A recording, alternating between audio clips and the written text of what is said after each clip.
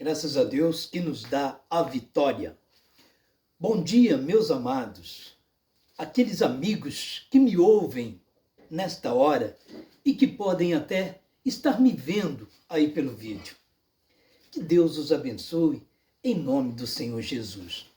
Mas que não fique só nas minhas palavras, mas que em todo e sempre momento seja anunciado a palavra de Deus muito antes de nós idealizarmos alguma palavra que nós queremos expressar ou até mesmo dirigir a alguém.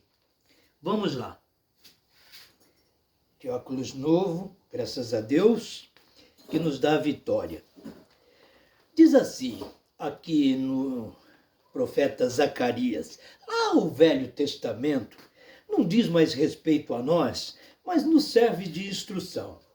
E naquele dia estarão os seus pés sobre o Monte das Oliveiras, que está de fronte de Jerusalém para o Oriente. O Monte das Oliveiras será fendido pelo meio, para o Oriente e para o Ocidente, e haverá um vale muito grande. Metade do monte se apartará para o norte e a outra metade dele para o sul. E fugireis pelo vale dos meus montes, pois o vale dos montes chegará até Azel. Então fugireis, assim como fugistes de diante do terremoto nos dias de Uzias, rei de Judá. Então virá o Senhor, meu Deus, e todos os santos contigo. E acontecerá naquele dia que não haverá preciosa luz, nem espessa escuridão, mas será um dia conhecido do Senhor. Nem dia, nem noite será. Mas acontecerá que, ao cair da tarde, haverá luz. Naquele dia também acontecerá que sairão de Jerusalém águas vivas, metade delas para o norte oriental e metade delas para o mar ocidental. No verão e no inverno sucederá isto. E o Senhor será rei sobre toda a terra. Naquele dia, um será o Senhor e um será o seu nome. Bom, graças a Deus, em o nome do Senhor Jesus. Esta menção não deve ser só minha. Todos devem mencionar quando vão invocar a Deus o santo nome do Senhor Jesus, pois todas as coisas que sucedem, todos os acontecimentos, sejam preliminares ou depois anteriores, têm que ser esperado no nome do Senhor Jesus, os seus devidos acontecimentos. Então, amados, o que está escrito aqui? Deus não está nos templos evangélicos. Ora, tem razão para se mencionar uma afirmação como esta? Quem é que está mencionando? É você, irmão? Não. Aqui quem vos fala, como diz o meu amigo, que também já foi companheiro de ministério comigo, aqui quem vos fala é um simples pregador. Pregador sobre o quê? Pregador sobre as evidências atuais, manifestada em nosso meio, seja por meio da internet, seja por meio de um programa de reportagem, televisivo, seja por qualquer meio, está sendo mostrado para nós o sinal do fim dos tempos. Não são mais os fins, Não, é o fim, o único fim, o derradeiro. Então, amados, o que se faz neste momento? Cada um fica na sua, pastor. Pastor, desculpa aí, hein? É o hábito, sabe? Mas eu tenho que perder este hábito. Nada de pastor. É um amigo que vos fala. Jesus mesmo reuniu os seus discípulos e disse para eles: venham cá, venham aqui. Estão todos ao meu redor? Estão? Ouçam o que eu vou dizer para vocês. Vocês não me chamem mais de irmão e eu também não vou chamá-los mais de irmãos. Como eu vou chamar vocês? Vou chamar vocês de amigos. E vocês dizem que eu sou Senhor e Mestre. E fazem bem em me chamar e dizer que eu sou Senhor e Mestre, porque eu sou mesmo. Sou Senhor Deus e sou mestre aqui nos ensinamentos que eu dou para vocês. Mas eu vos chamarei de amigos. Então, meus amigos que me ouvem, olha só. Chega deste negócio de nomenclatura. Chega deste negócio de credenciamento. Chega deste negócio de uma identidade espiritual. A sua identidade espiritual, meu amigo, é você vivo aqui em carne e osso, conversando com as pessoas, se comunicando com as pessoas. O que é comunicação? Comunicação se dá quando um fala, o outro ouve. E aí, em conseguinte, aquele que ouviu vai falar e aquele que falou vai ouvir. Isto é comunicação. Um forte abraço para o meu amigo lá de Barra Bonita, homem de oração, não é? E eu vou dizer para vocês, viu? A questão... Eu já mando um alô para o meu amigo. É o Guilherme, da Barra Blocos, né? Deus abençoe aí, meu irmão, meu querido, meu amigo. Então, o que vem dizer oração e reza? Tem diferença, irmão? Tem diferença rezar e orar? Não tem diferença. A maior parte de todas as religiões, de todas as crenças, eles dizem que vão rezar. Vão rezar. Até os judeus vão rezar, todos vão rezar. Vão fazer uma reza. Os católicos vão rezar. A maioria, a maior parte dos credos religiosos, eles dizem que vão rezar. Não é? Mas por que a Igreja Católica não diz, então, vamos orar? É claro que ele diz. Ele diz. O padre, ele diz assim, na chamada, na convocação para que todos orem, ele diz, oremos. Ele não diz rezemos. Já prestou atenção nisso, meu amigo católico? O padre diz, oremos, todos vão, então, orar. Mas o que é orar para eles? É rezar. Então, vamos rezar. Então, rezar, orar, é todo o mesmo segmento, meu irmão, porque parte da nossa mente. É claro que tem algumas rezas que são bem decorativas, decoradas já, não é?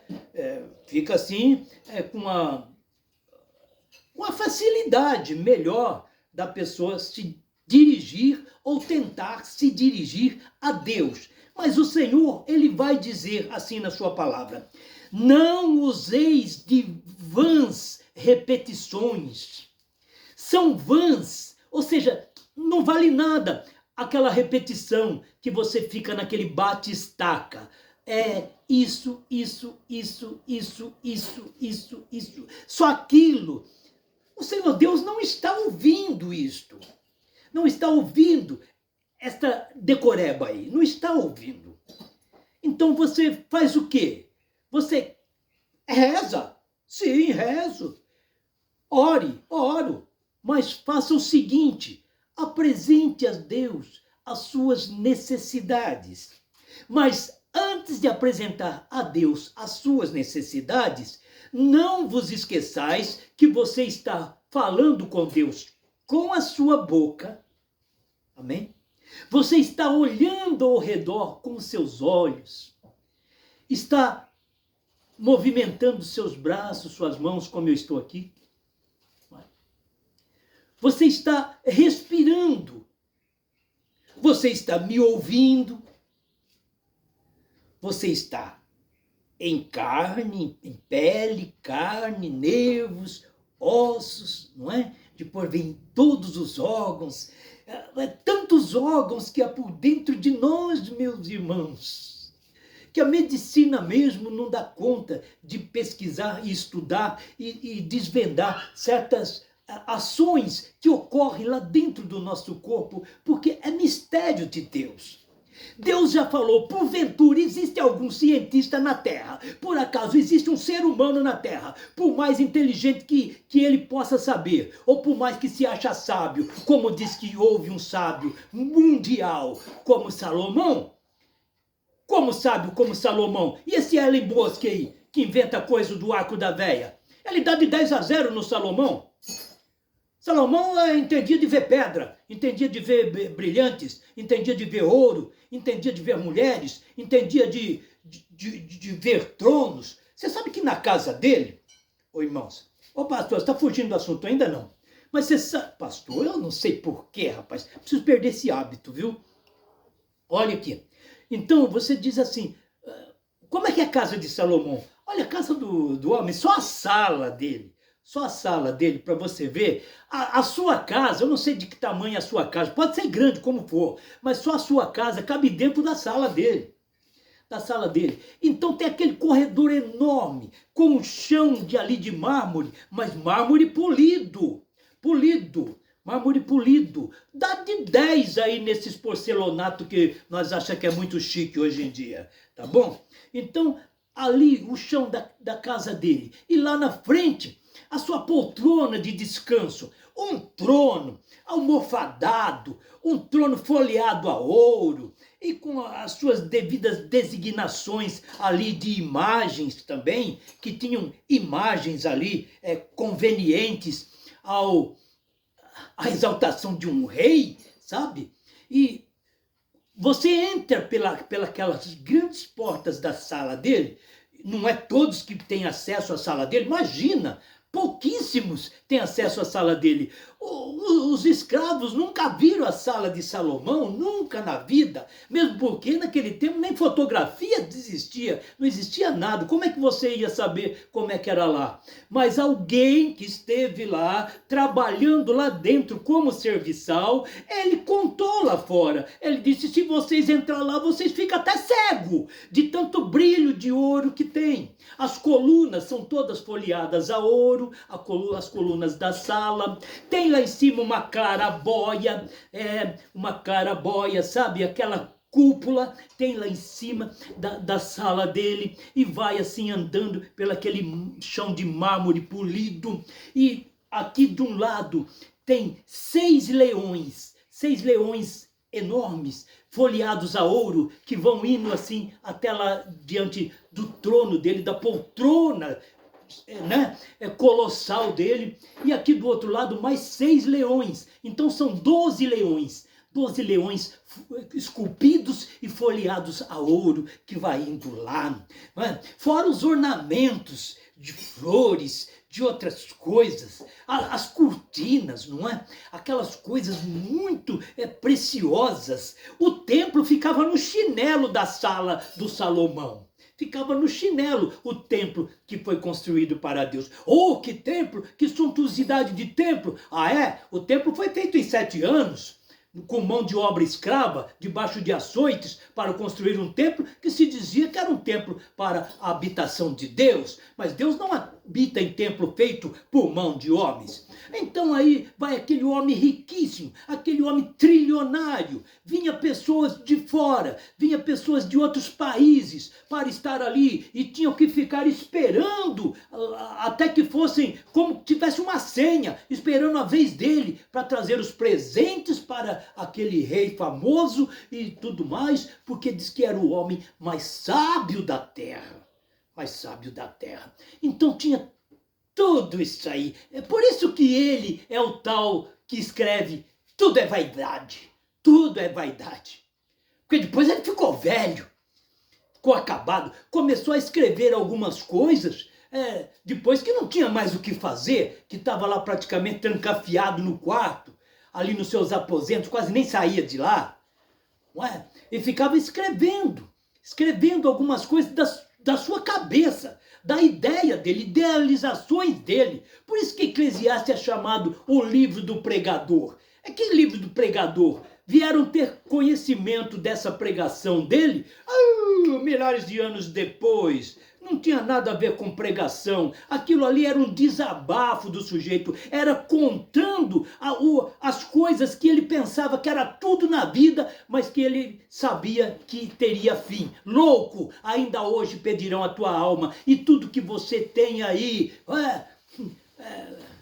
conseguido, ou conquistado, ou feito, para quem você vai deixar? Para quem será? Hein? Então foi assim, amados. Então a nossa vida como homens que anunciamos aí palavras de autoajuda até, e em algumas vezes palavras de motivação, é para dizer assim, amigo, vem cá, amigo, me dá sua mão. Eu não sou melhor do que você. E você não é melhor do que eu. Somos amigos. Somos amigos. Somos próximos. Qual é o meu próximo? É todo aquele que eu vejo e não importa em que língua ele vai falar. Você não precisa ser um poliglota para abraçar um japonês. Se bem que os japoneses não são desse negócio, cultura não é de ficar dando abraço, eles fazem uma reverência de... Eu acho que é o mais certo, viu? Essa reverenciação, assim, dos japoneses e tal, e muitas das vezes faz até com a mãozinha e tal. Eu acho bonito, sabe? A reverência dos japoneses, né? Dessa cultura dos japoneses. São inteligentíssimos por causa do seu comportamento. Eles não gritam. Você não vê falar de feminicídio aí que um japonês matou uma japonesa, rapaz? Você não vê falar? Você não vê ladrões lá atrás das grades japonês? Você não vê, rapaz? Pelo menos nas cadeias que eu tenho tido conhecimento, você não vê um japonês. É difícil você ver um japonês lá em cima de uma cama prostrado com um tubo de oxigênio, hein? E já nas últimas... É difícil, rapaz. Você sabe que eu nunca fui nem no velório de um japonês. Por quê? Será que eles não morrem? Morrem, lógico que morrem. Mas eu vou dizer para você, viu? É uma cultura, assim, tão focada mesmo em ter um reverenciamento naquilo que eles possuem. Você já viu a arquitetura dos japoneses? Bom, as paredes têm que ser do mesmo jeito que a nossa, né? Mas os telhados são tão diferenciados que eu vou falar para você, os carpinteiros aqui do Brasil não conseguem fazer um telhado daquele.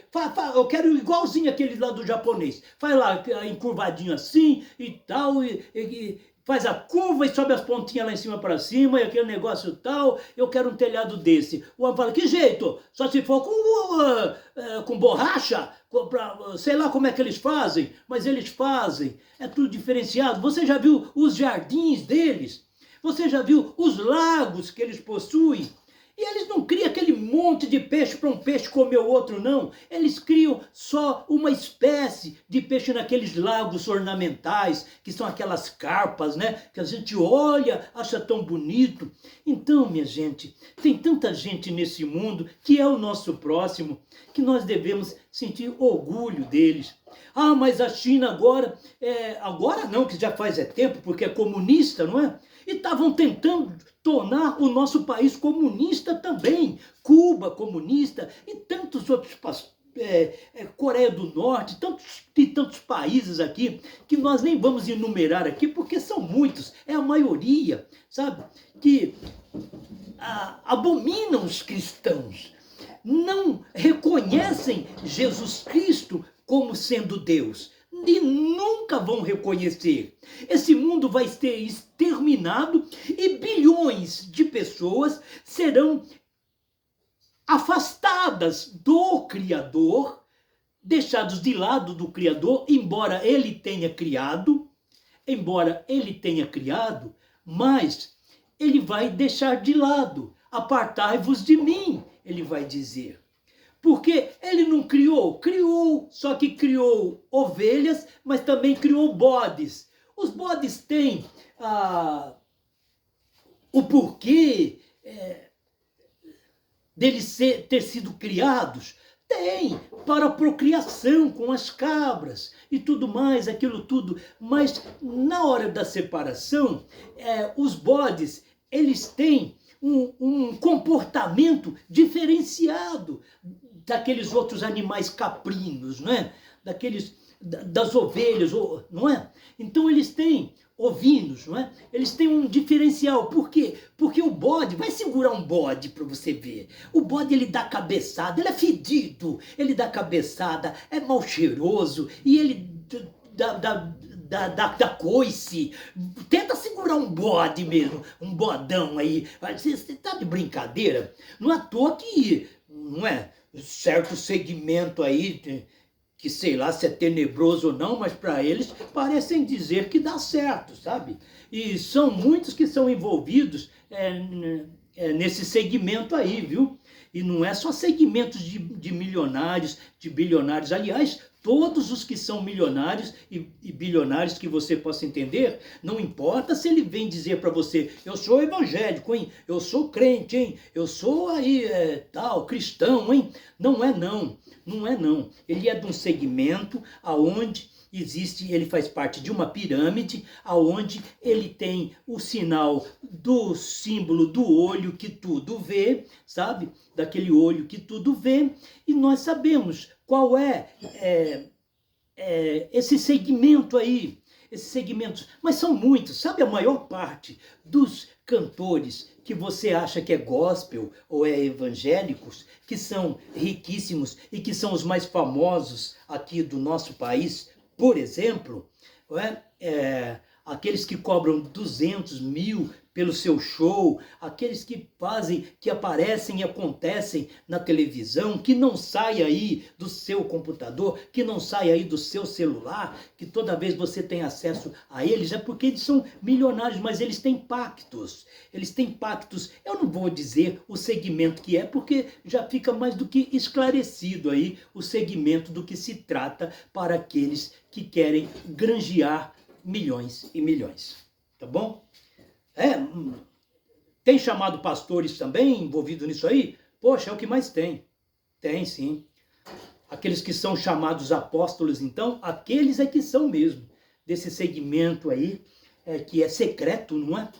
É secreto. Então tem sim. Tem bispos, lógico que tem. Como é que você acha que eles conquistam os carrões, os aviões, as mansões, as fazendas, os iates e tudo mais? Como é que você acha? Só com o lucro ali adquirido das ofertas dos membros da igreja? Também, em parte. Mas aí é só uns 40%, 50% disso daí que eles absorvem. Mas a outra parte que eles absorvem é em forma de pirâmide. É um rico ajudando o outro rico a prosperar e ficar cada vez mais rico, tá bom? Você pode ver que um rico vai na casa de outro rico, um rico come na casa de outro rico, mas é muito difícil um rico vir comer na casa de um pobre. Ele tem até nojo, ele não senta no seu sofá, ele não senta na sua cadeira, ele fala, tá bom aqui de pé. E você fala, vamos comer. Ele fala, não, já comi, já comi. Ixi, estou satisfeito.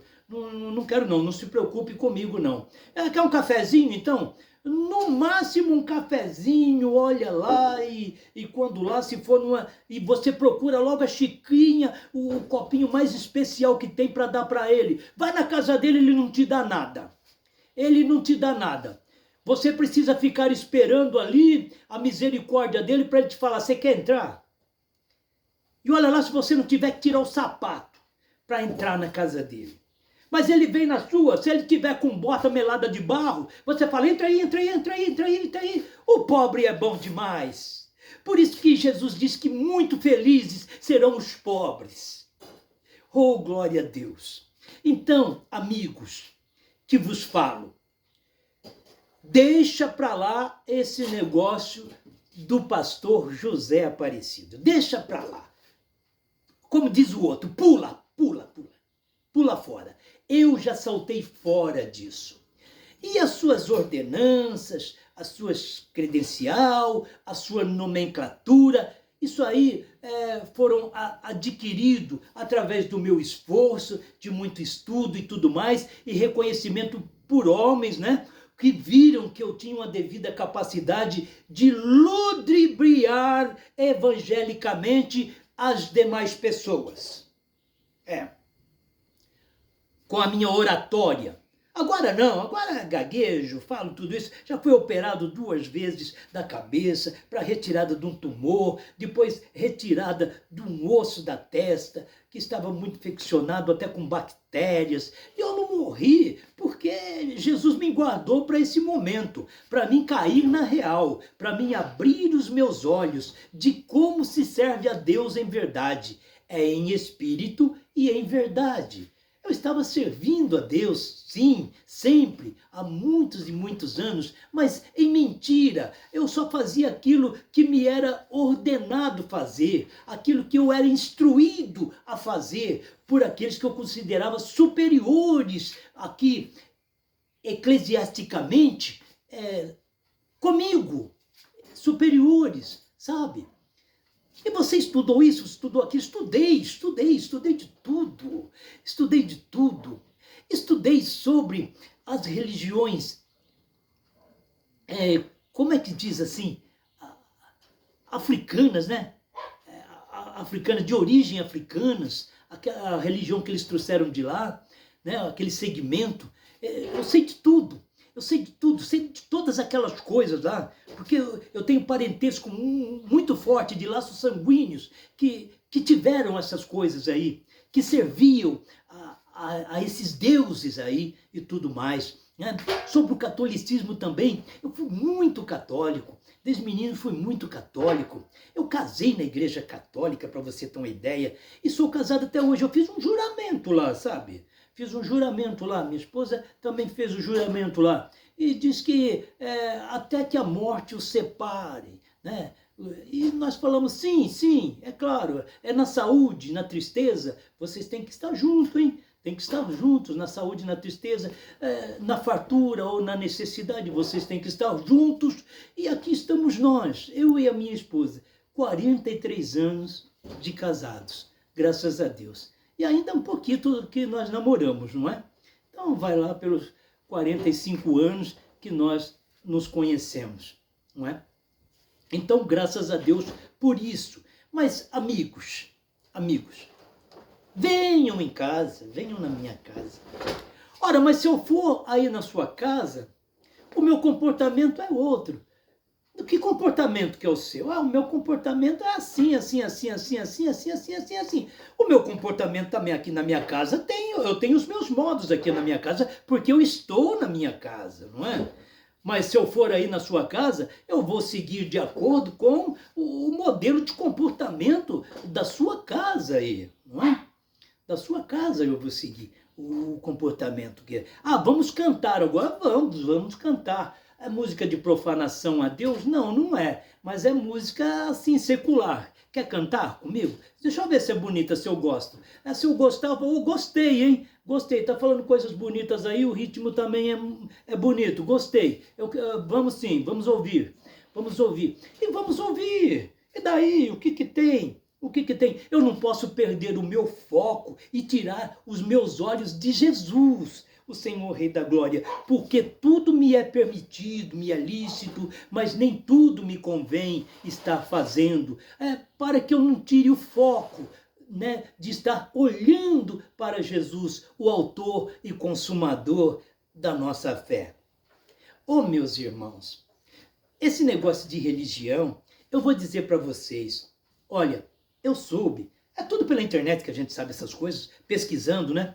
Olha, existe 100 mil igrejas com CNPJ, que vai lá pedir o CNPJ para abrir uma igreja. Tem igreja aí com 20 membros e tem o CNPJ lá. Tem outras com 1.000, outras com 500, outras, e abrem o CNPJ. É o que isso aí? É uma empresa? Pastor? É uma empresa. É uma empresa. O CNPJ é uma empresa. Não é? Cadastro da pessoa jurídica é CPF, né? CNPJ é Cadastro Nacional. Então tá lá em Brasília. Tá tudo lá em Brasília. Todas as igrejas que têm CNPJ, o primeiro lugar que eles passam lá acerca do que eles estão agindo, do que eles estão praticando, o quanto eles estão arrecadando, olha, tem que pagar imposto de renda, hein? Tem que pagar imposto de renda, não paga não para você ver. Vai todo mundo preso ali, como formação de quadrilha ali, porque está sonegando o imposto, não é? Porque tem o CNPJ, tem o Cadastro Nacional da Pessoa Jurídica. A pessoa jurídica é aquela empresa dele que ele representa, mas o CNPJ é o dele, é ele que vai, hein? É ele que vai para a cadeia, tá bom? E quem são esses? São esses que você chama de líder agora, chamam esse aí que você está debaixo aí da cobertura espiritual dele. Você não está debaixo da cobertura espiritual de homem nenhum, porque todo homem é mentira. Todo homem é mentira. Você está falando isso? Não, Jesus disse isso. Todo homem é mentiroso. De alguma forma ele mente. Às vezes por favorecimento próprio, não é? Às vezes por favorecer alguém ali perto dele, parente, próximo, filho, esposa. E vai se estendendo aí, né? A hierarquia aí vai se estendendo e vão fazendo disso aí uma propriedade, né? Uma posse que eles têm para deixar como herança. Eles deixam como herança, sabia? Essa igreja que você diz que congrega, eu vou na minha igreja. Que sua igreja, rapaz? Mas nem o banco que está lá experimenta. Você fala, eu vou levar essa cadeirinha aqui porque essa cadeirinha é minha, é que eu sento. Experimenta para você ver. Se você sai dali da porta com essa cadeirinha, eu vou levar esse vaso aqui, decorativo aqui, porque foi eu que ofertei. Não, você já ofertou, agora não é mais seu não, amigo. Você não vai levar não, você não vai levar nada não. Mas e aquilo tudo que eu dei, e aquele dinheiro que eu dei, tá juntando juro aí? Que dinheiro que você deu aqui? Aquele dinheiro que você deu aqui já desapareceu faz tempo. Outra, você deu porque você quis. Alguém foi enfiar a mão na sua carteira para tomar no seu bolso? Não, apenas anunciamos para trazer aqui, você pegou e como trouxa você foi lá e deu. Você foi lá e deu. Eu mesmo fui enganado, amigos. Fui enganado. Eu cheguei ali todo, né, empolgado, deslumbrante, porque no começo é tudo empolgação. É toda aquela, que maravilha, que mudança de vida. Realmente é uma mudança de vida, hein? Poxa vida, como eu mudei de vida. Você mudou mesmo, você mudou de mal para pior. Cheguei ali, e agora? Como é que eu faço? Eu vi a Bíblia na mão de todos ali, eu vi a Bíblia. Falei, e agora? Eu estou sem Bíblia, que vergonha! Eu estou vindo, mas eu estou sem Bíblia, eu preciso de uma Bíblia, eu preciso. E fui lá com o pastor e disse, no final, pastor, posso falar com o senhor? Pode, seja breve, hein? Seja breve que eu já estou de saída, eu tenho que fazer outra, eu tenho que ir para a rádio, eu tenho que ir não sei aonde. Falei, não, eu estou precisando de uma Bíblia, eu não tenho Bíblia. Você não tem Bíblia? Peraí. Pegou, foi lá dentro de um armário, tirou uma Bíblia dessa que é dada na cadeia gratuitamente, dessa que é dada para pessoas da rua gratuitamente, e pegou aquela Bíblia, chegou assim para mim e falou assim, olha aqui uma Bíblia novinha em folha para você, viu? Estuda aí, irmão. Começa a apreciar aí as escrituras, viu? Eu falei, tá bom, pastor. E quanto que é? Ele falou, olha, eu nem quero falar de preço, mas faz assim como se fosse nos dias de hoje. R$100 para você, dá para você pagar R$100?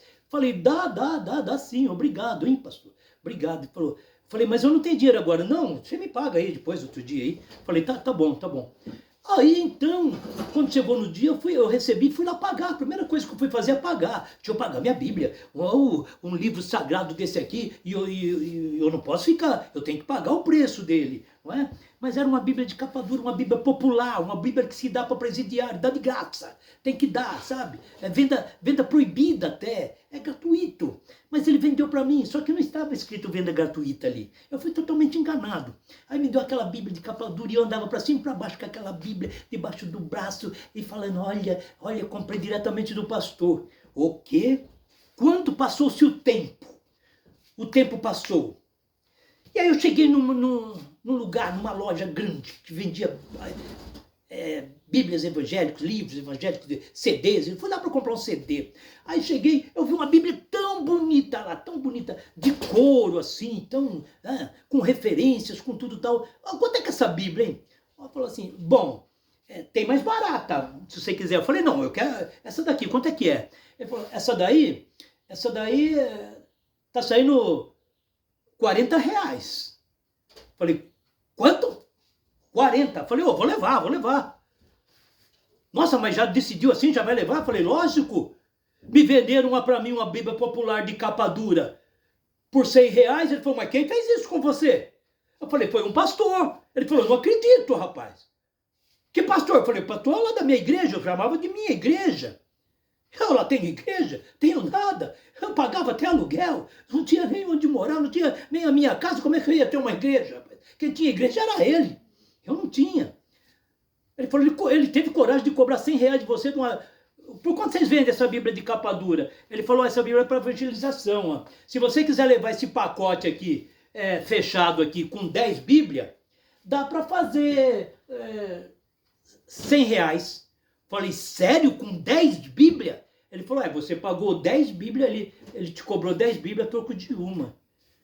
E quando eu fui pagar ele, o pastor, eu fui pagar essa Bíblia, na época lá que eu fui pagar, a hora que eu dei na mão dele, ele pegou assim, ele falou, opa! Eu falei, eu vim pagar a Bíblia. Ele falou, opa! Pegou assim e falou, veio muita boa hora. Como ama o dinheiro! Como ama o dinheiro, por isso que diz a palavra, o amor ao dinheiro é a raiz de todo mal. Não é o dinheiro que é a raiz de todo mal, porque com o dinheiro tudo se pode fazer. É o amor ao dinheiro, aquele homem tinha amor ao dinheiro. Ele pegou assim e falou, opa, veio em boa hora, nem me agradeceu nem nada, enfiou logo no bolso do paletó e tal. E eu falei, poxa, ele... Parece que não foi nada que eu dei para ele. Claro que não foi nada que eu dei para ele. Ficou parecendo para ele que não era nada, porque ele me deu nada. Ele me deu uma Bíblia em que eu cansei de dar Bíblia muito mais melhores, com zíper e tudo, para pessoas depois, que valia 10 daquela. Então, eu não quero estar sendo mais um enganador daqueles que podem me ouvir, tá bom? Não quero mais. Não. Não, porque o fim está aí. Nós lemos aqui que o Senhor Jesus, ele vai se manifestar no Monte das Oliveiras.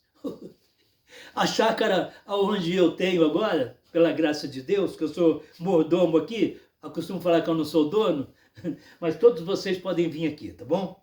Podem vir aqui, não vai ter falta de nada. Você que é meu amigo, é meu parente próximo, tá bom? Você pode vir me visitar aqui, tá bom?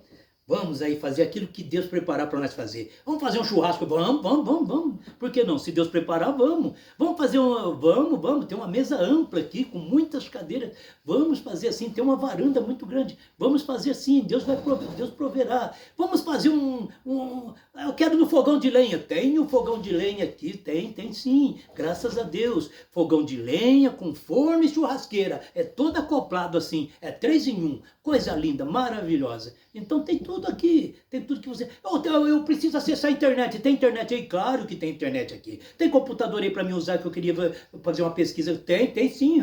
Dá senha aí, toma, vai lá. Usa aqui, você é meu amigo, você é meu parente. Olha, escuta, você tem música aí, uma música assim que faz eu lembrar de não sei quando, das quantas? Eu falo, que música que é? É assim, tem sim, vamos pesquisar aqui. Tem, vamos ouvir sim. Mas tem som aí? Tem. 2.000 watts para você, tá bom? Ou o seu ouvido quer mais ainda? Ô louco, 2.000 watts, ô louco, o que é isso aí? Eu não aguento. Então, não, tem sim, mas tem. Tem muito som aqui para você. Você quer cantar você no lugar do cantor? Tem microfone, tem tudo aqui. Então, meus amados, por quê? Porque isto é como canta aquela musiquinha do mundão aí. O que eu tenho foi Deus quem me deu. É. Pois eu dou o que eu tenho foi Deus que me deu. Aquele negócio todo que você conhece. Muito popular. Né? O que eu tenho foi Deus quem me deu. Não foi homem nenhum que me deu. Né? Os meus filhos sim, têm cooperado comigo, né? Em muitas situações tal. Mas eu cooperei muito com os meus filhos. Afinal, foi eu que os criei. Não é? Afinal, foi eu que os criei. E pela graça de Deus, pela permissão de Deus, o Senhor me fez aqui dentro dos nossos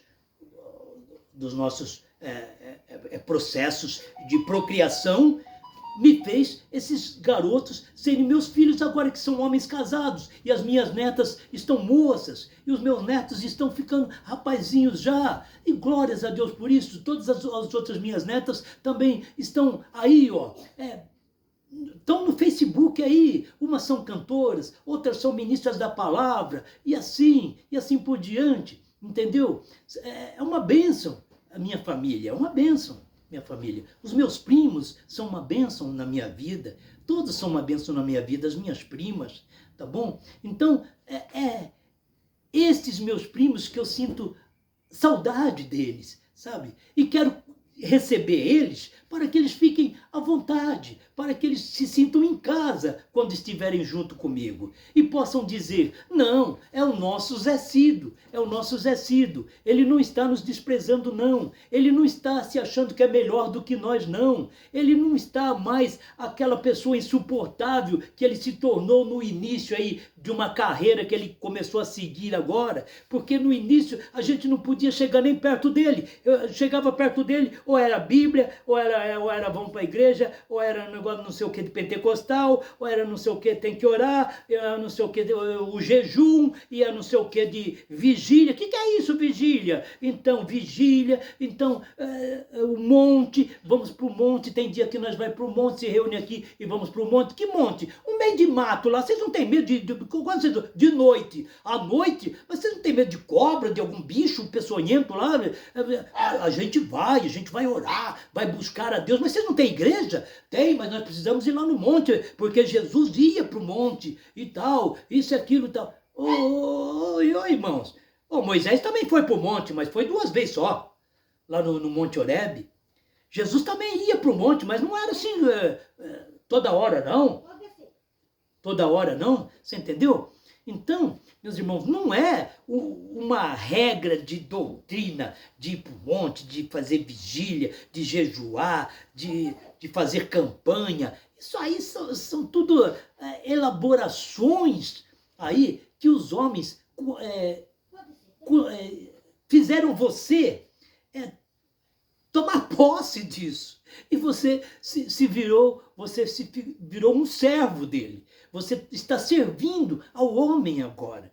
Está servindo. E você tem que pagar ainda para isso.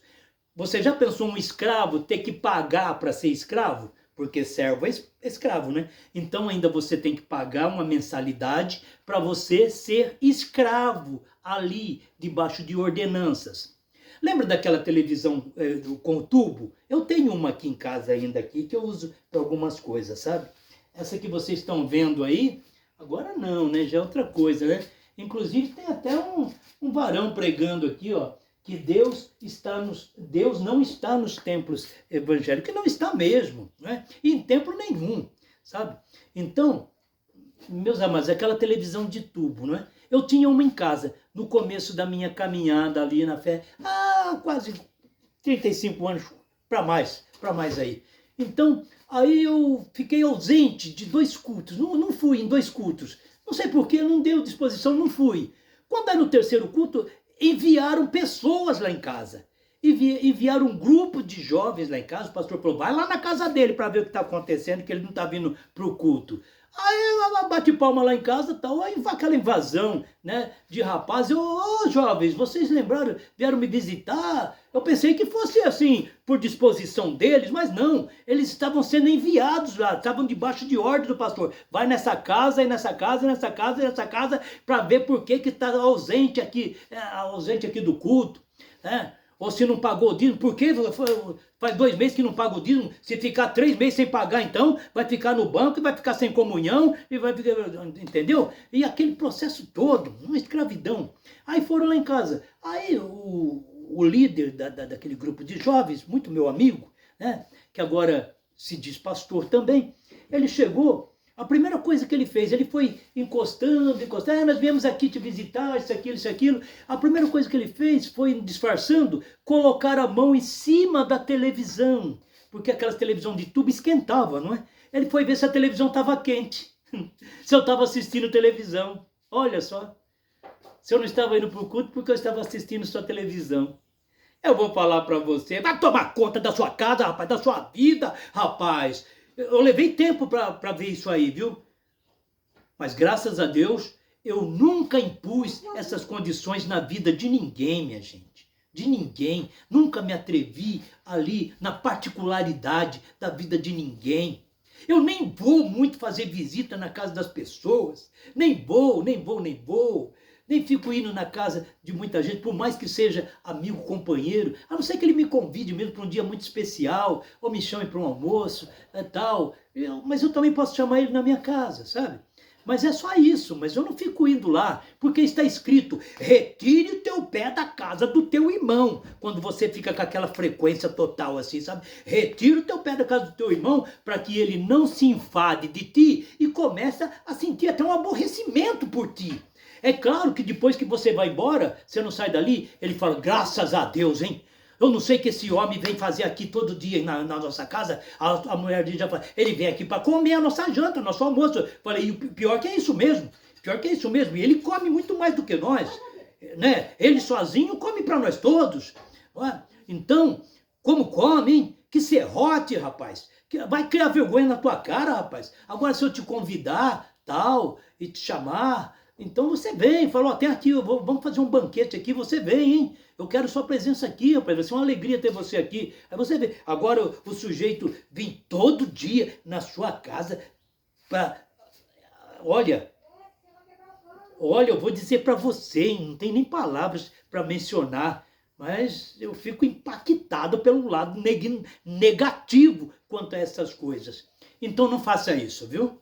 Se você está indo muito na casa de alguém, sempre na casa de alguém, e come lá, e toma café da manhã, e faz isso, e vai indo direto lá, você não tem nem assunto para falar com ele, mas você vai lá, esperando a comida, esperando um docinho, esperando um bolinho, esperando aquilo outro, e aquele coitadinho às vezes não tem nem o café para te oferecer, mas ele tenta te oferecer um chá, alguma coisa, para não ficar em dívida com você, e você está ali, mas quando a pessoa pensa que está tranquila, você bate lá na porta dela, tum, tum, tum, aí você já fala, será que é a tal pessoa? Mas não dá outra, é aquela tal pessoa mesmo, é o serrote. E aí ele chega, ele entra na sua casa, e te abraça, e sorri com você, e tal, e tal. O que você veio fazer aqui? Eu vim comer da sua comida, eu vim olhar o que você tem de bom aí, eu vim olhar como é que você está prosperando aí, eu vim ver o que você tem de bom. E põe aquele olhão, aquele olho altivo, aquele olho gordo sobre as suas coisas. Aquilo ali é uma macumba, hein? Uma macumba no sentido não integral de religiosidade. Uma macumba é uma forma de expressar, sabe? É uma forma de dizer que aquela pessoa está com olhos malignos para cima de você, olhos maus, sabe? Eu não digo maligno na forma de diabo, não. Eu digo maligno nos olhos maus, olhos ambiciosos, olhos invejosos. E eles estão aonde? Eles estão longe de mim? Aqueles que estão longe de você não vêm bisbilhotar dentro da sua casa, é aqueles que estão perto de você. Não é aqueles que você convida, não. É os atrevidos mesmo, aqueles que vêm. Você nem espera o sujeito, você está tentando deitar, está tentando dormir. Às vezes está chovendo, fazendo frio. Você fala, dá meu cobertor aí que eu vou deitar aqui um pouquinho no sofá, daqui a pouco bate lá. Mas você tem que atender pensando que é uma coisa urgente, vai ver quem que é. É o serrote, rapaz. Oh, que coisa horrível. Então, se você tem essa atitude aí, retira o pé da casa do teu irmão para que ele não se enfade de ti e venha a aborrecer-te, tá? aborrecer-te. Porque pelas costas ele vai falar, viu? Pelas costas ele vai reclamar. Puxa vida, vamos orar. E o que nós vamos pedir na oração? Vamos pedir primeiro para Deus tirar essa criatura aqui de dentro da nossa casa, que só vem ambicionar o que nós temos aqui e vem serrar o que nós temos aqui e quer comer toda a nossa despensa. Vamos orar a Deus para Deus expulsar isso aí. O que é isso aí? É um demônio, pastor? É um cafanhoto? Não é cafanhoto, não, é gente mesmo. É gente de carne e osso, como você. Só que ele ambiciona suas coisas. Ele acha que você tem de sobra, até para dar para ele. Vai trabalhar, safado. Diz uma palavra na Bíblia, é o apóstolo que disse, né? Até escreveu lá. Falou, olha, escuta aqui, gente. Aquele que não trabalha, também não precisa comer. Viu? Aquele que não trabalha. Deus mesmo disse para Adão, você vai comer do suor do seu rosto, você vai ter que lavrar a terra. A terra vai ser maldita por causa de você. A terra vai ser maldita. Ué, mas a terra não é abençoada? Não, não é abençoada não. Aqui está cheio de demônios. E aonde eles estão? Eles estão ingressados dentro das pessoas. Dentro de cada pessoa. Porque demônio não se trata de ser um ser. Demônio é uma convicção de pensamento que já está na mente daquela pessoa. Ela tem o mal e o bem. Onde se encontra o mal e o bem? Está dentro dessa pessoa. Jesus disse que o mal não é aquilo que está entrando pela boca do homem, porque aquilo ali cai no seu ventre, depois é exterminado, né? Depois sai. Mas é aquilo que sai de dentro da boca do homem. Quando ele diz a boca do homem, do coração do homem, ele está falando da mente, viu? Da mente do homem, aquilo que sai da mente do homem, aquilo que sai de dentro do homem, aí é que é o mal. Aí é que sai o mal, tanto sai o bem como sai o mal. Diz que a língua é o membro mais pequenininho que a gente tem no corpo, o membro mais pequeno que a gente tem no corpo e é usado tanto, não? A língua. Mas a língua, para que serve a língua, hein? Não é a garganta que dá o som da voz? E a língua faz o quê? Ela fica só se mexendo, só se mexendo? Deus sabe por que ele fez a língua, não é? Então, a língua é pequenininho, mas ele tem poder como uma fagulha assim, de fogo para incendiar um grande bosque, uma grande floresta. A língua também é um pequeno membro que pode causar uma grande destruição, não é? Porque a língua tanto pode ser usada para abençoar, como pode ser usada para amaldiçoar. E como é que eu falo isso com a minha língua? A sua língua está ligada, é uma forma figurativa de falar, mas é os seus pensamentos, é a sua mente.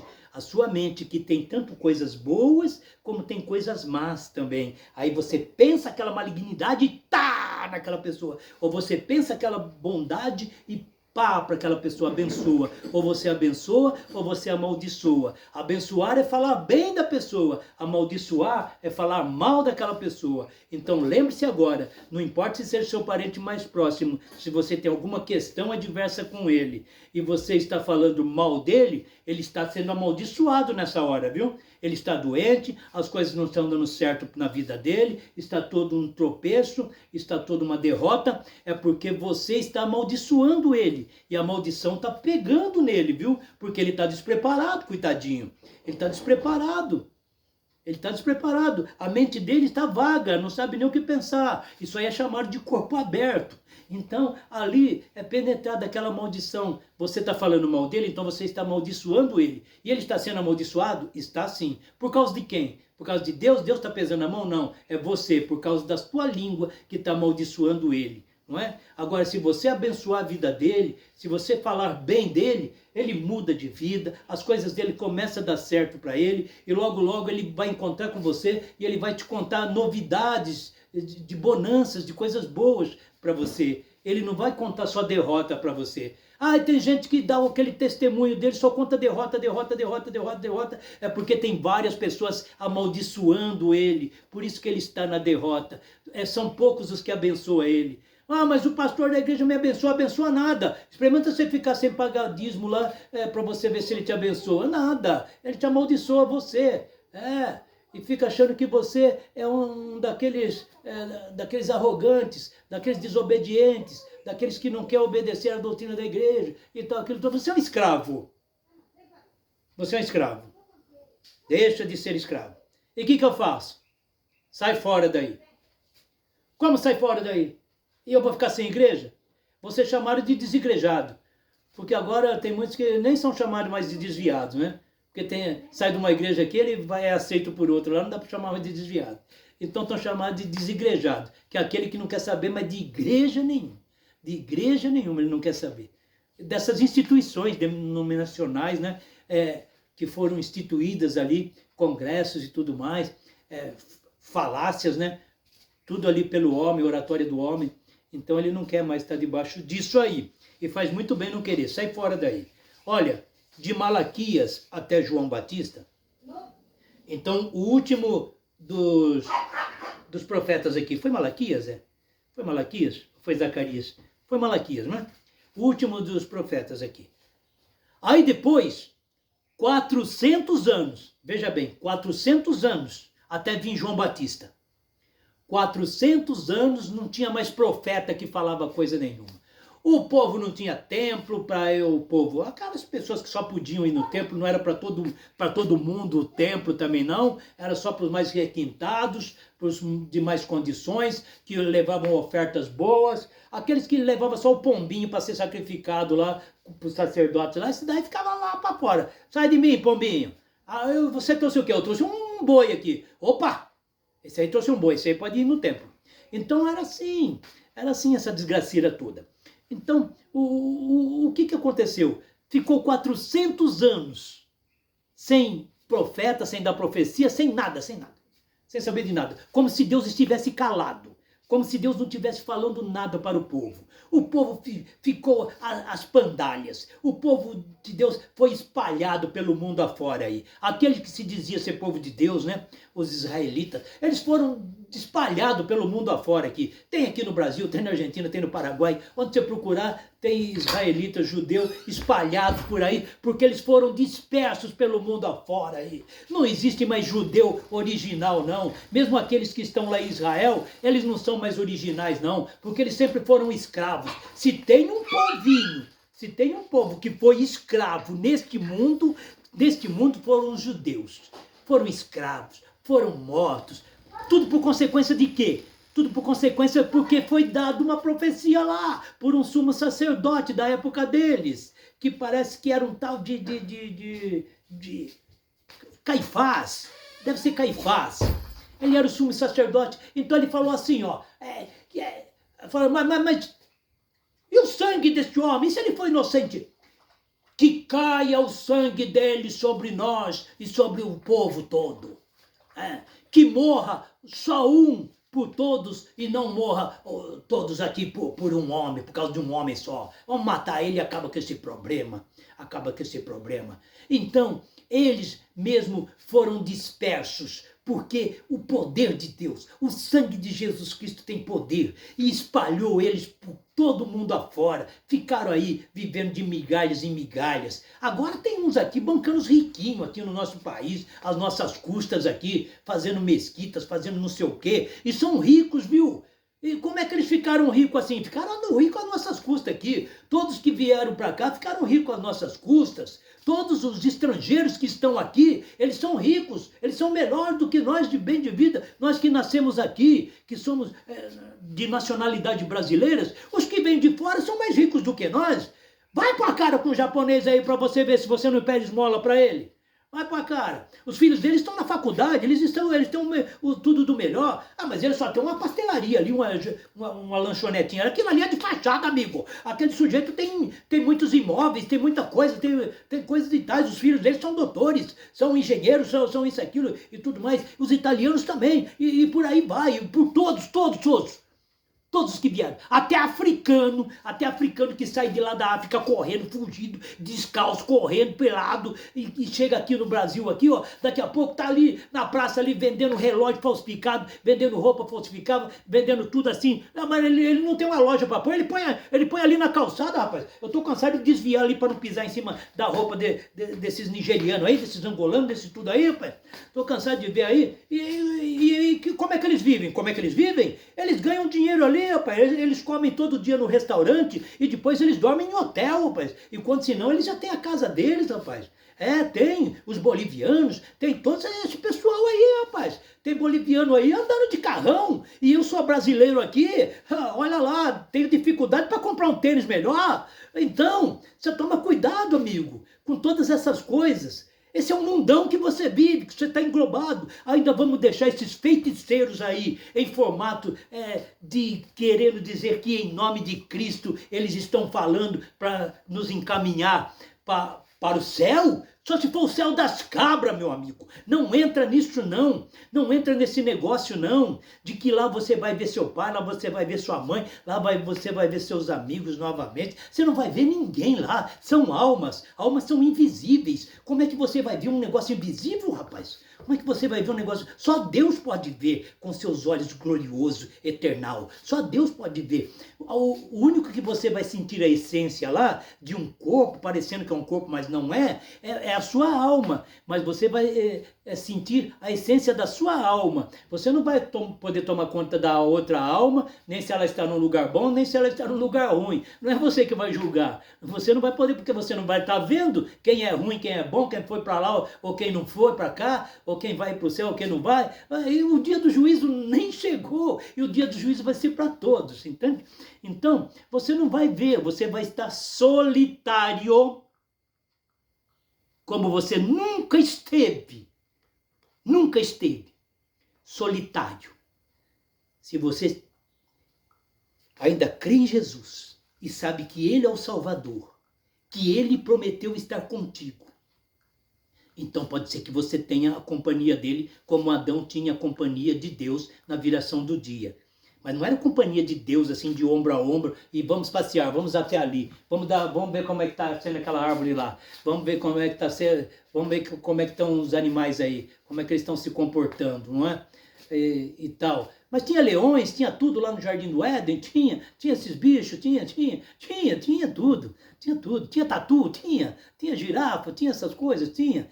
E os dinossauros existiam mesmo? Existiu sim.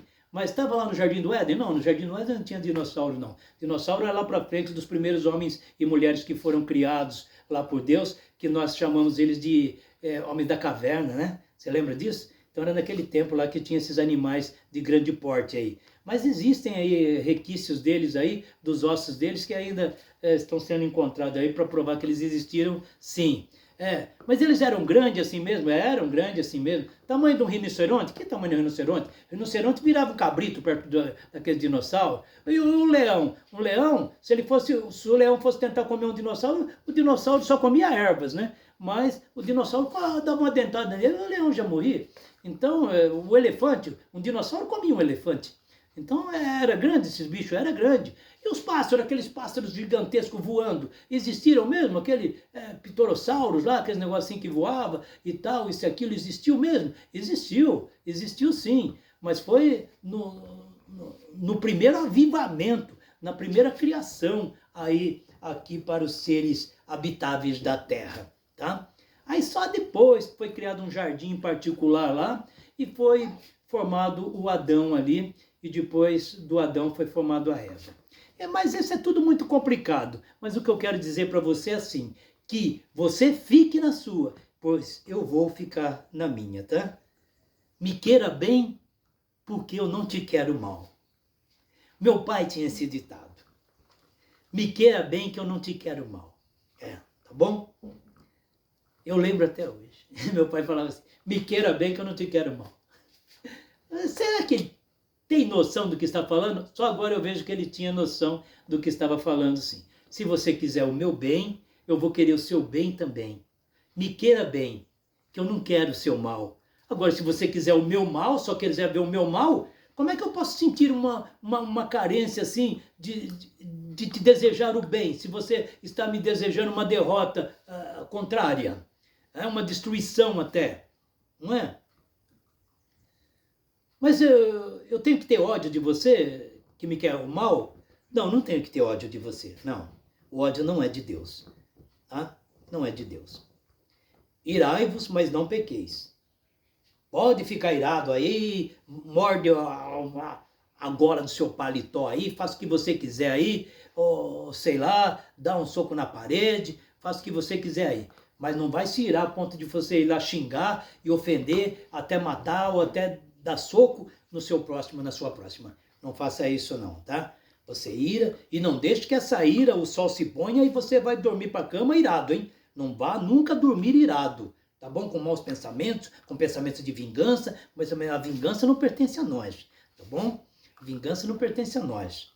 Mas Deus se vinga? Não, Deus não se vinga, não. Deus faz aquilo que ele tem que fazer. Mas aí quem é que mata a gente? É Deus ou é o diabo? É Deus que mata, tá? Deus tem o seu anjo já ali para essa devida função, mas é com a autoridade do Senhor nosso Deus. Só Deus pode matar, tá bom? O diabo não mata ninguém não, viu? Não se preocupe. E diabo também é só uma nomenclatura só, mas que era mostrado para aquelas pessoas, porque aquelas pessoas não tinham o acesso às informações que nós temos hoje. Então, se falasse que era coisa da mente da pessoa, a pessoa não ia entender aquilo. Então, já falava logo, criaram logo que era, ou é o diabo ou é Satanás. Satanás e diabo é tudo a mesma coisa, viu?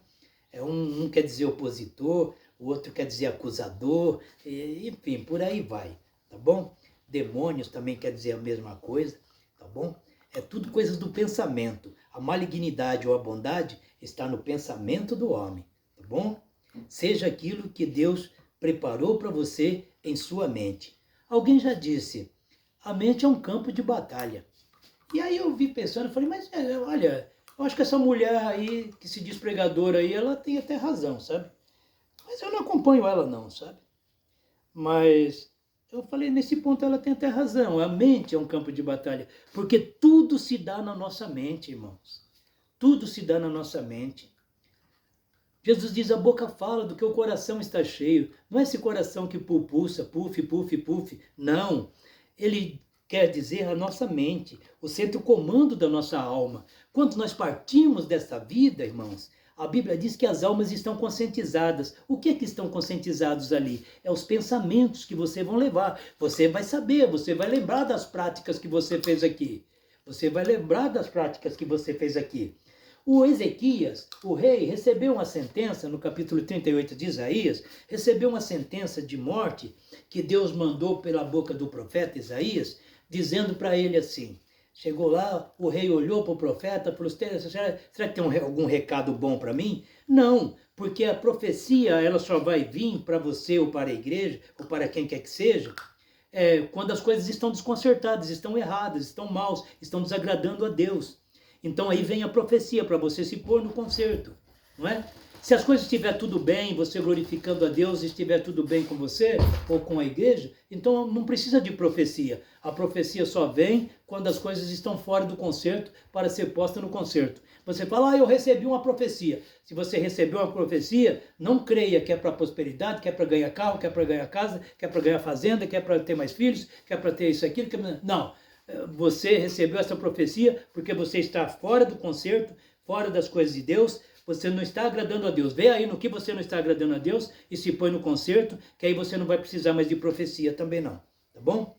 Então é assim que a profecia vem, só quando é para pôr as coisas em ordem, tá bom? Então você fica tranquilo, que você... Então eu não vou para o inferno? Olha, essa questão de inferno também é relativa, sabe? Porque o inferno, biblicamente falando, ele só existe lá na Bíblia, sabe? Mas na realidade eternal de Deus, não existe inferno. E se houver esse lugar separados para condenação, é para os demônios e os seus anjos. Mas como nós dissemos, os demônios e os seus anjos, demônios são os pensamentos, né? São aquelas consciências, não é, para o mal que aquele ser teve diante de Deus e foi expulso de lá. Foi expulso de lá. Mas precisa, já não está pagando o preço? Não, quem está pagando o preço somos nós, porque eles estão aqui no meio de nós, incorporados em cada pessoa. Incorporado em cada pessoa. E aí ali dentro está o mal e o bem. Se aquela pessoa quiser te fazer o bem, ele faz. Se ele quiser te fazer o mal, é rapidinho que ele faz também. Entendeu? Por que você acha de onde vêm os crimes, os assassinatos e tudo mais, que diariamente as notícias noticiam em centenas e centenas, até milhares de crimes, assassinatos, roubos, estupros e tudo mais? É por causa da malignidade que há no coração do homem. Não tem nada de demônio, viu? Não tem nada de demônio, não. Demônio é o mau pensamento ou o bom pensamento. Está tudo dentro do homem. Quem peca é a sua carne, a vontade da sua carne, a satisfação que você tem que dar para a sua carne, de alimentar a sua carne, o seu ego, a sua vontade, né?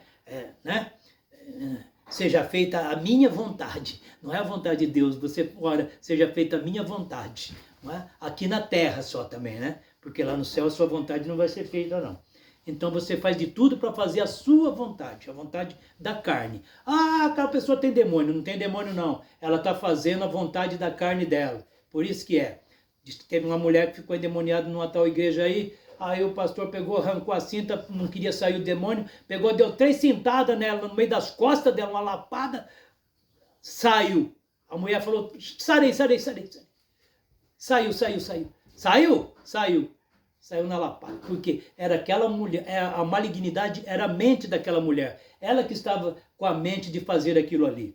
Eu mesmo vi, um colega me cutucou, ele não era crente não, nós fomos num ginásio de esporte, ouvi um pregador lá e depois ia ter um cantor famoso também, fomos lá. Aí depois na hora do pregador, tá pregando, ele falou assim, quer ver eu bagunçar o coreto? E cutucou assim, eu falei, mas o que você vai fazer, rapaz?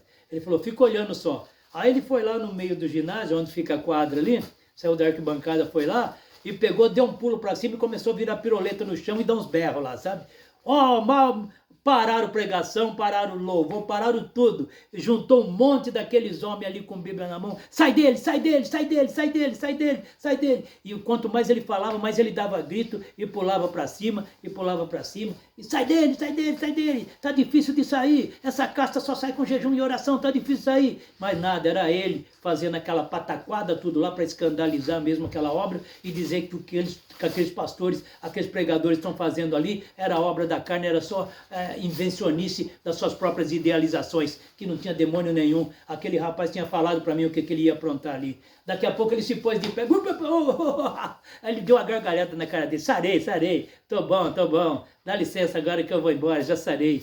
Mas saiu mesmo? Tá bom? Saiu, tô tranquilo. Deu 2 dedão para eles assim e saiu dando tchauzinho para mim assim, dando risada. Eu falei, olha rapaz, que coisa, hein? Então para vocês verem, é um teatro. Sai fora. Escuta, você não é homem de Deus? É por eu ser homem de Deus que eu estou dizendo para você. Sai fora enquanto você pode, porque Jesus está voltando.